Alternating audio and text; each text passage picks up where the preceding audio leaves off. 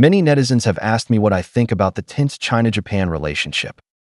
I have never been particularly interested in this topic, but Japanese Prime Minister Sanai Takaichi stated that Japan might intervene in a Taiwan Strait conflict, so the issue remains a hot topic. I have said many times in my videos that Japan does not matter. To borrow the words U.S. Treasury Secretary Scott Bessent used to describe India, it is not a major global player. To borrow former Secretary of State Blinken's words, Japan is not a country sitting at the table. If it keeps making trouble, China is fully capable of putting it on the menu. Chinese Consul General in Osaka Xue Jian posted impolite remarks on the social media platform X, directed at Japanese Prime Minister Sanai Takaichi, implying that her head should be cut off. The Japanese were furious and demanded his expulsion. Both sides are now very unhappy with each other. Takaichi refused to retract her statement interfering in Taiwan affairs, but said she would be more careful with her words in the future. China also announced patrols in the waters around the Diaoyu Islands, so China-Japan relations look set to remain in the doldrums for some time. First of all, Prime Minister Sanai Takaichi's behavior was completely inappropriate. Taiwan is Chinese territory. This is the consensus of most countries in the world. In the documents establishing diplomatic relations between China and Japan, and in multiple joint communiques, Japan explicitly acknowledged this fact. Japan has no connection whatsoever with Taiwan, yet it claims that Chinese military action against Taiwan would endanger Japan's national security, and therefore Japan has the right to intervene. From the perspective of international law, this position has no leg to stand on. The Chinese consul's beheading remark was not a serious fault. If Japan really intervenes in Taiwan affairs, China will certainly declare war on Japan. The entire country of Japan would be struck, and could even be wiped off the face of the earth. This is not a joke. It is a deadly serious reality.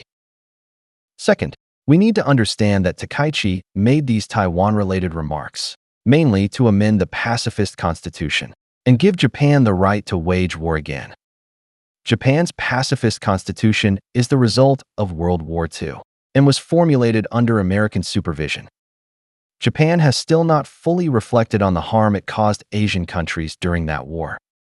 Yasukuni Shrine enshrines a large number of Class A war criminals from World War II. Fascist and militarist ideologies linger in Japan like ghosts. Can you imagine what would happen if Germans set up an institution to worship Hitler and the SS? China, North Korea, South Korea, Russia, and other Asian countries have the right to demand accountability for Japan's war crimes. According to the Cairo Declaration and Potsdam Proclamation, Japan's territory is limited to the 4 home islands. Yet today Japan occupies Ryukyu and even tries to claim sovereignty over the Diaoyu Islands with China.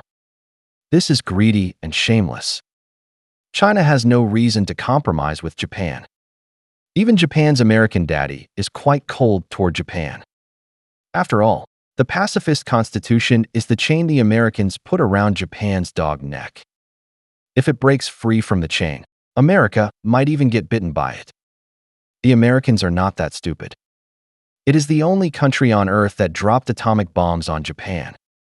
Back then, General Curtis LeMay oversaw the Tokyo firebombing, which caused massive casualties for the Japanese. In an interview, he openly said, "I never regretted killing Japanese." The pilots who dropped the atomic bombs on Japan also stand by the justice of their actions. The Americans know full well that deep in the Japanese genes, there is a barbaric and bloodthirsty strain that cannot be allowed to break free, or the whole world will suffer.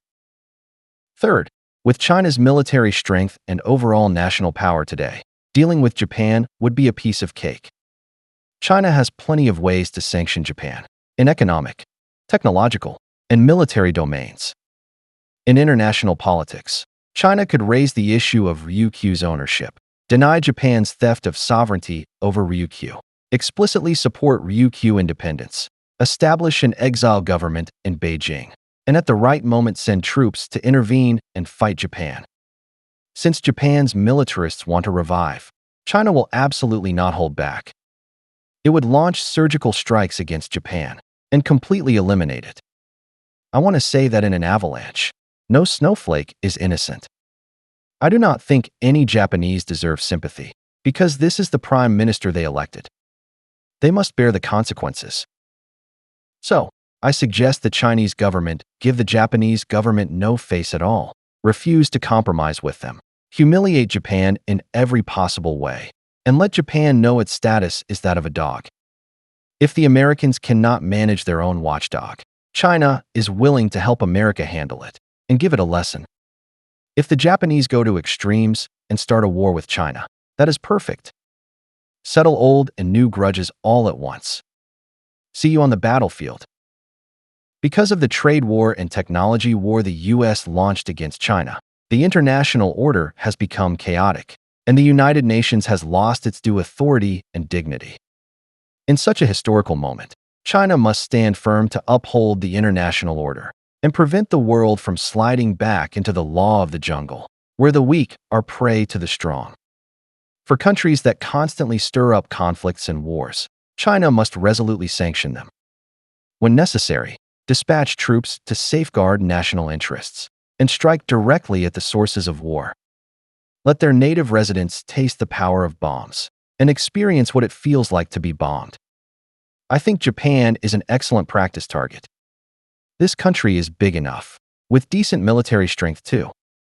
Educate it well, and it will serve as a great demonstration for maintaining global peace. It can also remind the Americans that the dogs they keep around the world need to be reined in, or China will educate them one by one. Finally, to sum up, Takaichi's actions are utterly foolish. So what if Japan amends the pacifist constitution?